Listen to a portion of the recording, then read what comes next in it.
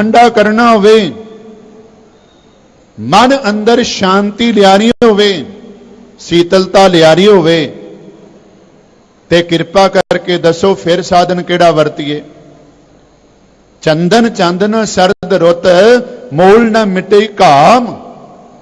घाम दा भाव है इथे गर्मी, तपश। महाराज आखदे ने शीतल थीवै नानका जपंदड़ो हर नाम। मन विच शीतलता आवेगी, मन ठंडा होवेगा कदों? जदों वाहिगुरु परमात्मा दा नाम जपांगे, वाहिगुरु वाहिगुरु दा सिमरन अपनी रसना तो करांगे। क्योंकि साध संगत सतगुरु दीपालपुर दे कोड़ी कोल गए, अंदर तपश है, विकारां दे विच लगन करके, ते महाराज ने उस वेले उसनूं एक गल कही, कहन लगे सजना रो ना, ते अपने दुख जड़े ने रो के ना सुना। वाहिगुरु तेरे दुखां दा कारण जानदा है। क्यों? आखिया जियो तपत है बारो बार, तप तप खपै बहुत बेकार। जय तन बानी विसर जाए, ज्यों पक्का रोगी विल लाए। बहुता बोलन चखण होए, बिन बोले जाने सब सोए। क्योंकि महाराज ने कृपा की थी। न शीतलं चंद्र देवै, न शीतलं बावन चंदन, न शीतलं शीतुरतेन, नानक शीतलं साध स्वजन। चंद्रमा भी ठंड नहीं दे सकता मन नूं, चंदन भी मन नूं ठंड नहीं दे सकता, सरद रुत भी मन नूं ठंड नहीं दे सकती। जदों गुरमुख प्यारियां दा संग करांगे, नाम जीवन दे अंदर जपांगे, मन भी ठंडा हो जाएगा। इस वास्ते सतगुरु जी कृपा करते ने, आतश दुनिया खुनक नाम खुदाया। दुनिया अग है, सारे पासे अग बलदी पई, पर वाहिगुरु परमात्मा दा नाम ठंड देने वाला है। कल ताती ठंडा हरनाऊ, नाम ही केवल ठंड दे सकता है। नाम जपन वाले आप भी ठंडे ने, ते अपने कोल आउण वालियां नूं भी ठंड देंदे ने। फिर ध्यान देविओ, सतगुरां ने उदाहरण दिते कबीर साहब जी दे श्लोकां विच। कबीर साहब जी आखदे ने, सप दे अंदर जहर है, तपश है, ते अपनी गर्मी अपनी तपश दूर करने वास्ते ਉਹ ਕੀ ਕਰਦਾ? ਚੰਦਨ ਦੇ ਨਾਲ ਆ ਕੇ ਲਿਪਟ ਜਾਂਦਾ ਹੈ। ਤੇ ਚੰਦਨ ਵਿੱਚ ਇਹ ਗੁਣ ਹੈ, ਚੰਦਨ ਸੱਪ ਦੀ ਗਰਮੀ ਤਾਂ ਦੂਰ ਕਰਦਾ ਹੈ, ਪਰ ਸੱਪ ਦੀ ਗਰਮੀ ਨੂੰ ਧਾਰਨ ਕਰਕੇ ਆਪ ਗਰਮ ਨਹੀਂ ਹੁੰਦਾ, ਆਪ ਗਰਮ ਨਹੀਂ ਹੁੰਦਾ। ਸਤਿਗੁਰਾਂ ਨੇ ਕਿਰਪਾ ਕੀਤੀ, ਬਿਲਕੁਲ ਇਸੇ ਤਰ੍ਹਾਂ रब दे प्यारे गुरमुख जन, साध जन, भगत जन नाम जप के आप ठंड प्राप्त करते ने, ते संसारी लोकां दे अंदर ठंड वरतांदे ने। क्योंकि उन्हां दी अरदास है, जगत जलंदा रख लै अपनी कृपा धार, जित दुआरे उभरे तितै लेहो उबार। उन्हां दी अरदास है। महाराज कृपा करते ने, कबीर संत न छाडे संतई, जो कोटक मिले आसंत। मलियागर भुजंगम बेड़ियो, ता शीतलता ना तजंत। महाराज कृपा करते ने, नाम जपांगे ठंड वरतेगी। ते सतगुरां ने सड़दे तपदे संसार नूं केवल ते केवल ठंडा कीता नाम दा छट्टा दे के।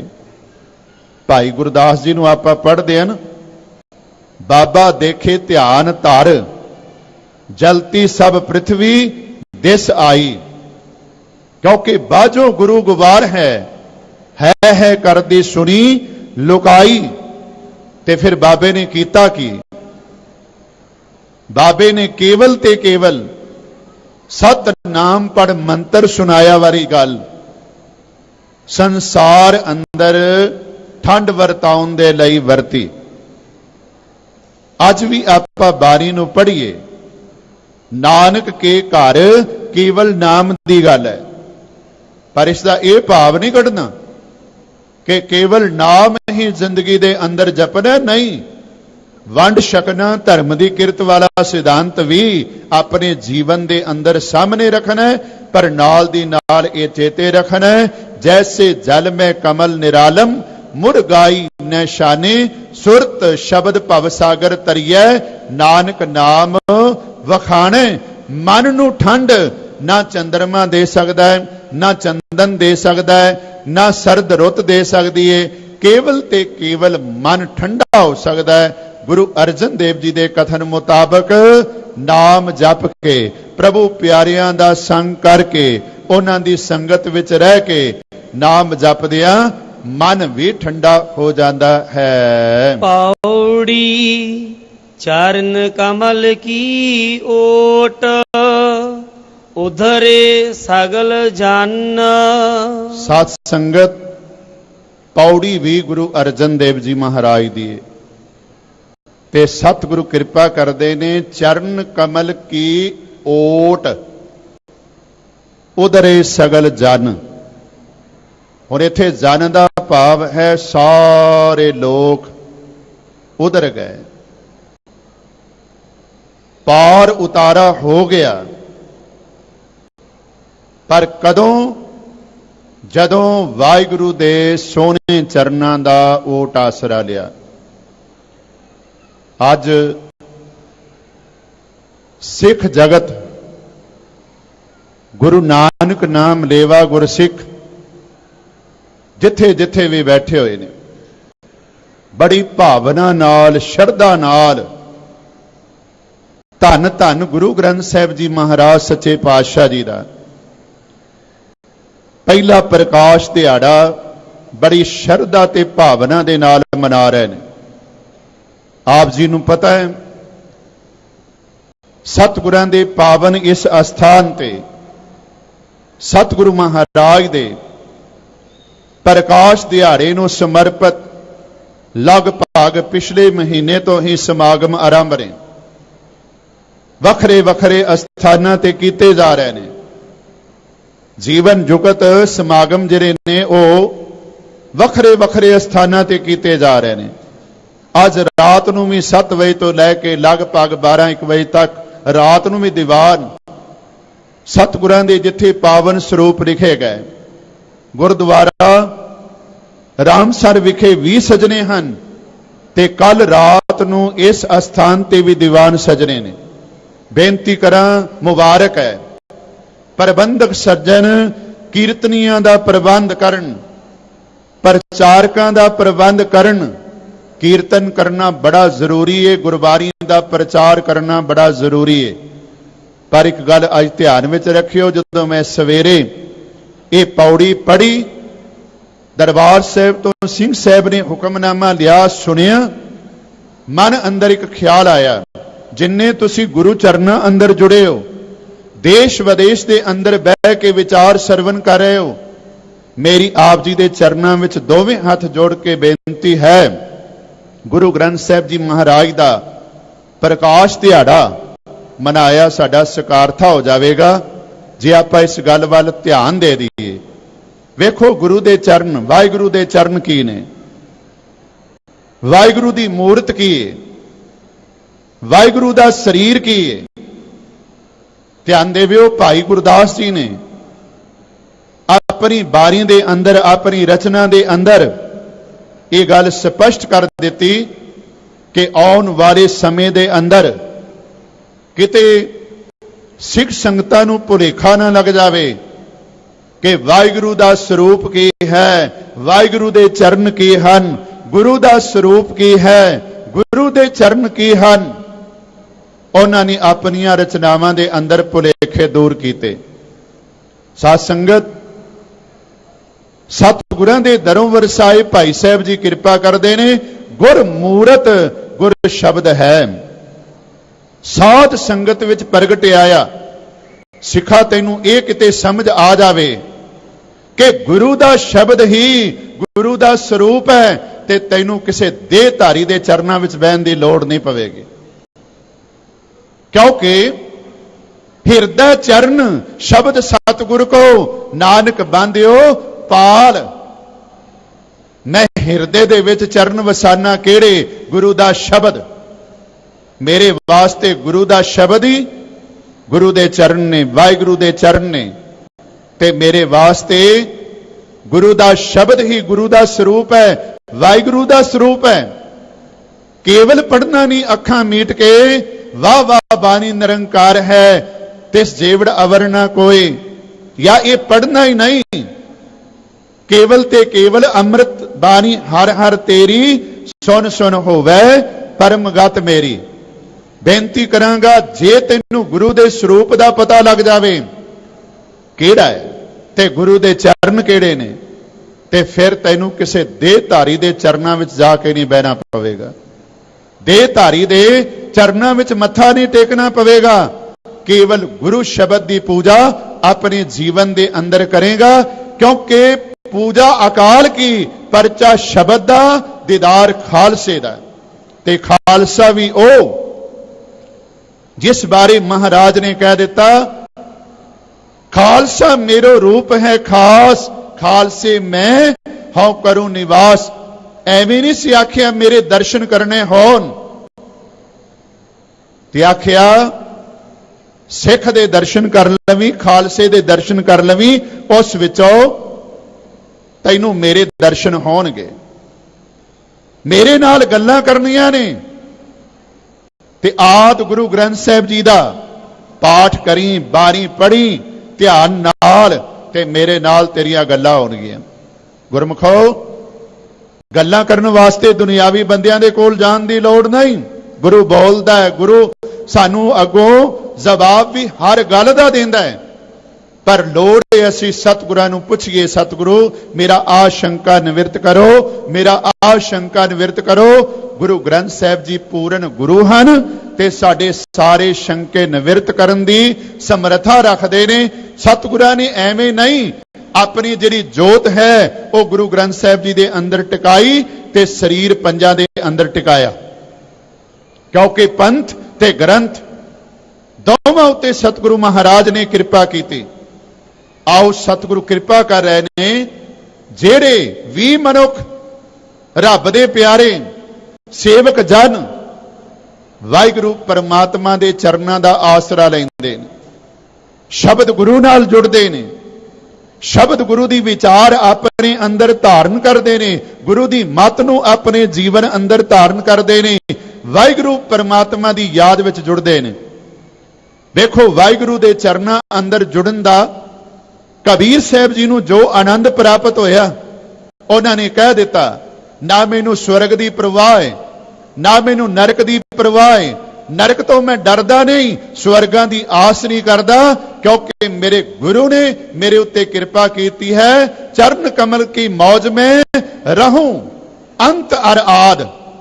अंत और आद का भाव हर समय, क्योंकि चरण कमल की मौज को कह कैसे अनुमान, कहबे को शोभा नहीं देखा ही परवान। चरण कमल की ओट उधरे सगल जन, जिन्हां ने गुरु का आसरा ले लिया, वाहिगुरु की याद अपने हिरदे विच वसा लई, वो सारे ही उधर गए।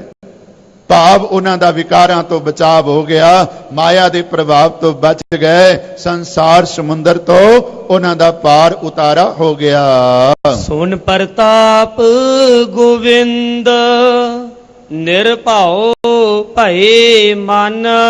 जिन्हां ने वाहिगुरु परमात्मा दा प्रताप सुनिया, वडियाई सुनी, उन्हां दा मन निरभाओ हो गया। निरभाव जपै सगल भाव मिटाए वाली उन्हां दी अवस्था बन गई, उन्हां दी अवस्था बन गई जेरे वाहिगुरु परमात्मा दी वडियाई सुनदे हन, ਉਹ ਫਿਰ ਨਿਰਭਉ ਹੋ ਗਏ, ਡਰ ਤੋਂ ਰਹਿਤ ਹੋ ਗਏ। ਟੂਟ ਨਾ ਆਵੈ ਮੂਲ, ਸੰਚਿਆ ਨਾਮ ਧਨ। ਉਹਨਾਂ ਨੂੰ ਟੋਟਾ ਮੂਲੋਂ ਹੀ ਨਹੀਂ ਆਂਦਾ, ਬਿਲਕੁਲ ਨਹੀਂ ਆਂਦਾ। ਕਿੰਨਾਂ ਨੂੰ? ਜਿਨ੍ਹਾਂ ਨੇ ਨਾਮ ਧਨ ਸੰਚਿਆ, ਨਾਮ ਧਨ ਇਕੱਤਰ ਕੀਤਾ ਹੈ। ਬਹੁਤ ਵਾਰੀ ਗੁਰੂ ਅਮਰਦਾਸ ਪਾਤਸ਼ਾਹ ਜੀ ਦਾ ਇਹ ਬਚਨ ਧਨਾਸਰੀ ਰਾਗ ਦੇ ਅੰਦਰ ਆਪ ਪੜ੍ਹਦੇ ਹੋ, ਨਿਰਣਾ ਦੇ ਦਿੱਤਾ ਉੱਥੇ, ਕਾਚਾ ਧਨ ਸੰਚੈ ਮੂਰਖ ਗਾਵਾਰ, ਮਨਮੁਖ ਭੂਲੇ ਅੰਧ ਗਾਵਾਰ, ਵਿਖਿਆ ਕਹਿ ਧਨ ਸਦਾ ਦੁਖ ਹੋਏ, ਨਾ ਸਾਥ ਜਾਏ ਨਾ ਪ੍ਰਾਪਤ ਹੋਏ। ਫਿਰ ਆਖਦੇ ਨੇ ਸਾਚਾ ਧਨ ਗੁਰਮਤੀ ਪਾਏ, ਕਾਚਾ ਧਨ ਫੁਨ ਆਵੇ ਜਾਏ। ਮਹਾਰਾਜ ਕਿਰਪਾ ਕਰਦੇ ਨੇ, ਹਰ ਹਰ ਨਿਤ ਜਪਿਓ ਜੀਓ, ਲਾਹਾ ਖਟਿਓ ਦਿਹਾੜੀ। ਗੁਰਮੁਖ ਲਾਹਾ ਲੈ ਗਏ, ਮਨਮੁਖ ਚੱਲੇ ਮੂਲ ਗਵਾਏ ਜੀਓ। ਇਸੇ ਵਾਸਤੇ ਆਖਿਆ ਜਿਨ ਕੈ ਪੱਲੇ ਧਨ ਵਸੈ, ਤਿਨਾ ਨਾਉ ਫਕੀਰ। ਜਿਨ ਕੇ ਹਿਰਦੇ ਤੂ ਵਸੈ, ਤੇ ਨਰ ਗੁਣੀ ਗਹੀਰ। ਸਤਿਗੁਰੂ ਕਿਰਪਾ ਕਰਦੇ ਨੇ, ਟੋਟ ਨ ਆਵੇ ਮੂਲ, ਸੰਚਿਆ ਨਾਮ ਧਨ। ਜਿਨ੍ਹਾਂ ਨੇ ਨਾਮ ਧਨ ਆਪਣੇ ਜੀਵਨ ਦੇ ਅੰਦਰ ਇਕੱਠਾ ਕੀਤਾ, ਉਹਨਾਂ ਨੂੰ ਕਦੀ ਵੀ ਟੋਟਾ ਨਹੀਂ ਆਂਦਾ। ਮੂਲੋਂ ਹੀ ਬਿਲਕੁਲ ਉਹਨਾਂ ਨੂੰ ਟੋਟਾ ਨਹੀਂ ਆਂਦਾ, ਕਿਸੇ ਗੱਲ ਦੀ ਕਮੀ ਨਹੀਂ ਆਂਦੀ। ਦੁਨੀਆ ਦੀ ਨਿਗਾਹ ਵਿੱਚ ਭਾਵੇਂ ਉਹ ਗਰੀਬ ਹੋਣ, ਭਾਵੇਂ ਉਹਨਾਂ ਦੇ ਕੋਲ ਦੁਨੀਆ ਦੀ ਨਿਗਾਹ ਵਿੱਚ ਦੁਨੀਆ ਦੇ ਸੁੱਖ ਸਾਧਨ ਨਾ ਹੋਣ, ਪਰ ਮਹਾਰਾਜ ਆਖਦੇ ਨੇ ਉਹਨਾਂ ਵਰਗਾ ਰੱਜਿਆ ਹੋਇਆ ਕੋਈ ਨਹੀਂ। ਕਿਉਂਕਿ ਬਸਤਾ ਟੁੱਟੀ ਝੌਂਪੜੀ, ਚੀਰ ਸਭ ਛਿੰਨਾ, ਜਾਤ ਨਾ ਪਤ ਨਾ ਆਦਰੋ, ਉਦਿਆਨ ਪਰ ਮਿੰਨਾ, ਮਿੱਤਰ ਨਾ ਇਠ ਤਨ ਰੂਪਹੀਨ, ਕਿ ਸਾਕ ਨਾ ਸਿੰਨਾ, ਰਾਜਾ ਸਗਲੀ ਸ੍ਰਿਸ਼ਟ ਕਾ, ਹਰ ਨਾਮ ਮਨ ਪਿੰਨਾ। ਜਿਨ੍ਹਾਂ ਨੇ ਨਾਮ ਤਨ ਸੰਚਿਆ, ਉਹਨਾਂ ਨੂੰ ਕਿਸੇ ਤਰ੍ਹਾਂ ਦਾ ਟੋਟਾ ਨਹੀਂ ਆਂਦਾ, ਕੋਈ ਕਮੀ ਉਹਨਾਂ ਨੂੰ ਜੀਵਨ ਦੇ ਅੰਦਰ ਨਹੀਂ ਆਂਦੀ, ਮੂਲੋਂ ਹੀ। ਸੰਤ ਜਨਾ ਸਿਉ ਸੰਗ, ਪਾਈਐ ਵੱਡਾ ਪੁੰਨ। ਪ੍ਰਭੂ ਪਿਆਰਿਆਂ ਦਾ ਸੰਗ ਜੀਵਨ ਦੇ ਅੰਦਰ ਤਾਂ ਪ੍ਰਾਪਤ ਹੁੰਦਾ ਜੇ ਵੱਡੇ ਭਾਗ ਹੋਣ। ਪ੍ਰਭੂ ਪਿਆਰਿਆਂ ਦਾ ਸੰਗ, ਸੰਗਤ, ਮਿਲਾਪ ਤਾਂ ਜੀਵਨ ਦੇ ਅੰਦਰ ਪ੍ਰਾਪਤ ਹੁੰਦਾ ਹੈ ਜੇ ਵੱਡੇ ਭਾਗ ਹੋਣ। ਕਿਉਂਕਿ ਆਪਾਂ ਬਹੁਤ ਵਾਰੀ ਪੜ੍ਹਦੇ ਹਨ, ਬਿਨ ਭਾਗਾਂ ਸਤ ਸੰਗ ਨਾ ਲਬੈ, ਬਿਨ ਸੰਗਤ ਮੈਲ ਭਰੀਜੈ ਜੀਓ। ਤੇ ਭਾਈ ਸਾਹਿਬ ਵੀ ਆਖਦੇ ਨਾ, ਮੇਰੀ ਖੱਲੋਂ ਮੌਜੜੇ ਗੁਰਸਿੱਖ ਹੰਡਾਂਦੇ, ਮਸਤਕ ਲੱਗੇ ਸਾਧ ਰੇਨ, ਵਡਭਾਗ ਜਿਨ੍ਹਾਂ ਦੇ। ਕਿਉਂਕਿ ਵੱਡੇ ਭਾਗਾਂ ਤੋਂ ਬਗੈਰ ਗੁਰਮੁਖਾਂ ਦਾ ਸੰਗ ਨਹੀਂ ਪ੍ਰਾਪਤ ਹੁੰਦਾ। ਤੇ ਆਪ ਜੀ ਤਾਂ ਰੋਜ਼ ਹੀ ਦੁਹਰਾਉਂਦੇ ਹੋ ਨਾ, ਗੁਰੂ ਚਰਨਾਂ ਦੇ ਅੰਦਰ ਸਹੀ ਗੁਰਮੁਖ ਪਿਆਰੇ ਮੇਲੋ, ਜਿਨ੍ਹਾਂ ਦੇ ਮਿਲਿਆ ਆਪ ਜੀ ਦਾ ਨਾਮ ਚੇਤੇ ਆਵੇ।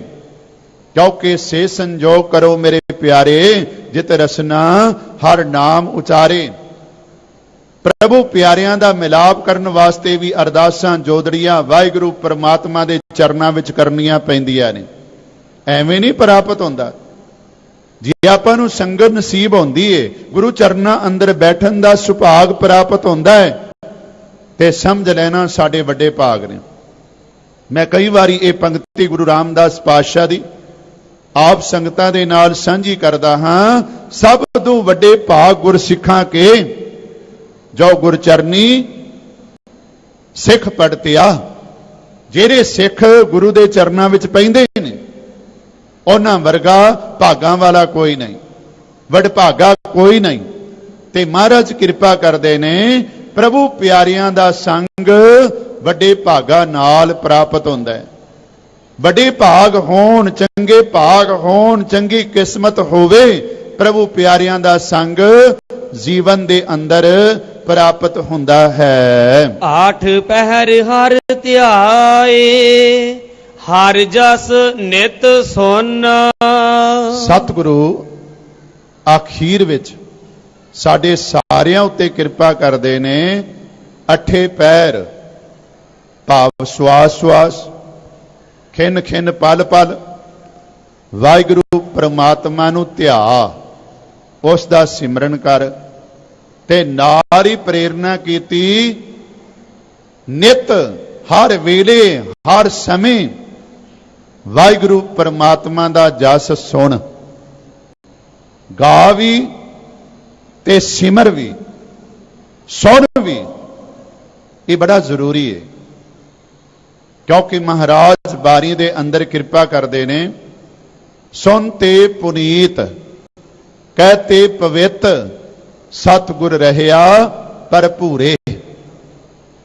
ਮਹਾਰਾਜ ਕਿਰਪਾ ਕਰਦੇ ਨੇ ਸਿਮਰਨਾ ਵੀ, ਤੇ ਉਸ ਵਾਹਿਗੁਰੂ ਪ੍ਰਮਾਤਮਾ ਨੂੰ ਆਪਾਂ ਨੇ ਸੁਣਨਾ ਵੀ। ਫਿਰ ਕੀ ਹੋਵੇਗਾ? ਉਸ ਦੀ ਕਿਰਪਾ ਜੀਵਨ ਦੇ ਅੰਦਰ ਵਰਤੇਗੀ। ਹਰੀ ਨੂੰ ਅਠੇ ਪੈਰ ਧਿਆਣਾ ਹੈ। ਗੁਰਮੁਖ ਰੋਮ ਰੋਮ ਹਰ ਧਿਆਵੇ ਵਾਲੀ ਅਵਸਥਾ, ਸਾਸ ਸਾਸ ਸਿਮਰੋ ਗੋਬਿੰਦ ਵਾਲੀ ਅਵਸਥਾ, ਤੇ ਵਾਹਿਗੁਰੂ ਪਰਮਾਤਮਾ ਦਾ ਜਸ ਹਮੇਸ਼ਾ ਸੁਣਨਾ ਵੀ। ਅਖੀਰ ਵਿੱਚ ਬੇਨਤੀ ਕਰਾਂਗਾ, ਭਾਈ ਗੁਰਦਾਸ ਜੀ ਦੀਆਂ ਦੋ ਪੌੜੀਆਂ ਨੇ। ਇੱਕ ਹੈ ਸੁਨ ਪ੍ਰਤਾਪ ਕਬੀਰ ਦਾ, ਦੂਜਾ ਸਿੱਖ ਹੋਵਾ ਸੈਨ ਨਾਈ। ਪ੍ਰੇਮ ਭਗਤ ਰਾਤੀ ਕਰੇ, ਭਲਕੇ ਰਾਜ ਦੁਆਰੇ ਜਾਈ, ਆਏ ਸੰਤ ਪਰਉਣੇ।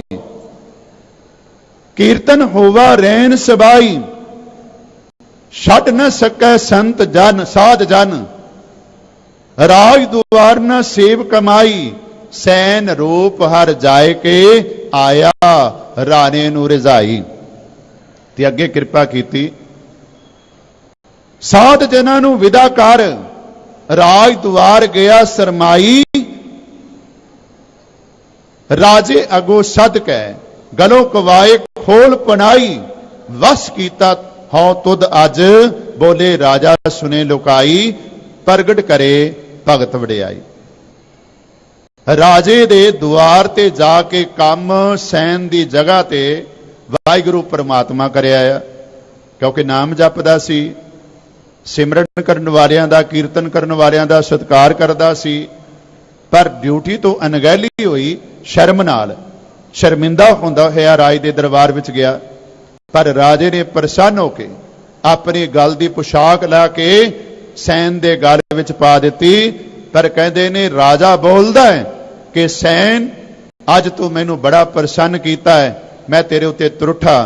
ਪਰ ਰਾਜਾ ਬੋਲਦਾ ਹੈ, ਪਰ ਭਾਈ ਸਾਹਿਬ ਕਹਿੰਦੇ ਨੇ ਆਪਣੇ ਭਗਤ ਦੀ ਵਡਿਆਈ ਪ੍ਰਗਟ ਕਰ ਰਿਹਾ।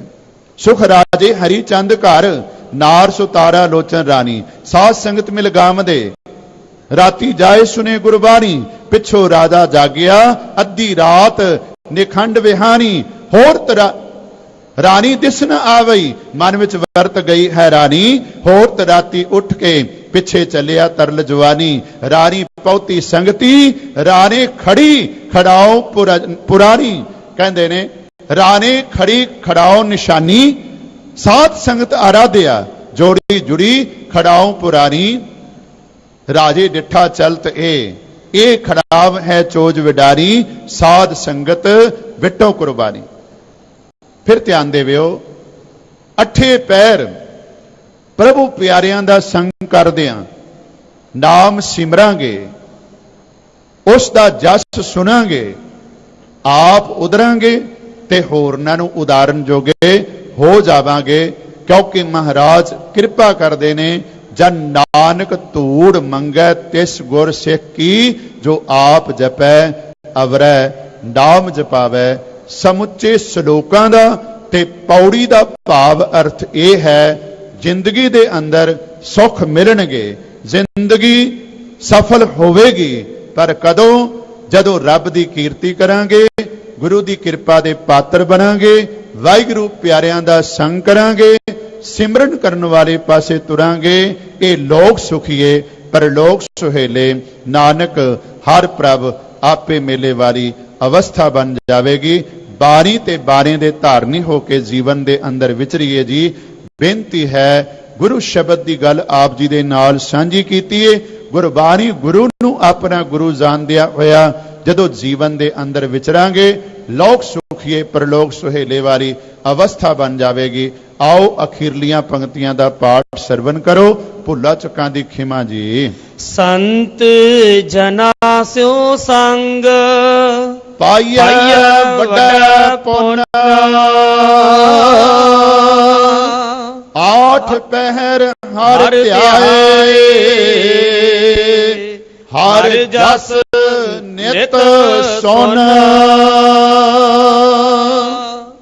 ਵਾਹਿਗੁਰੂ ਜੀ ਕਾ ਖਾਲਸਾ, ਵਾਹਿਗੁਰੂ ਜੀ ਕੀ ਫਤਿਹ।